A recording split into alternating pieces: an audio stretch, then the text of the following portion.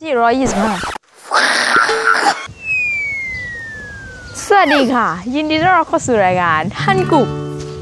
บุกทะเลนะคะวันนี้นะคะเราจะมาบอกความแตกต่างระหว่าง2คำนี้ค่ะอยู่ข้างๆดิฉันนะคะ맛있겠다. 맛있겠다. แปลว่าน่าอร่อยค่ะในภาษาเกาหลีคือมาชิเกตะ 맛있겠다. เหมือนกับการที่เราเห็นอาหารค่ะโอ้น่าอร่อยมากเลยอ่ะเราก็จะอุทานออกมาว่าโอ้มาชิเกตะนะคะในภาษาเกาหลีค่ะคำนี้ค่ะแปลว่าอร่อยในภาษาเกาหลีนะคะคือมาชิตะมาส้นเลยมาชิตะเหมือนกับเวลานะคะเรากินอาหารก็เรารู้สึกอร่อยนะคะเราก็จะอุทานออกมาว่ามาชิตะอะไรอย่างนี้นะทุกคนก็อย่าลืมนะคะระหว่าง2คำนี้ค่ะ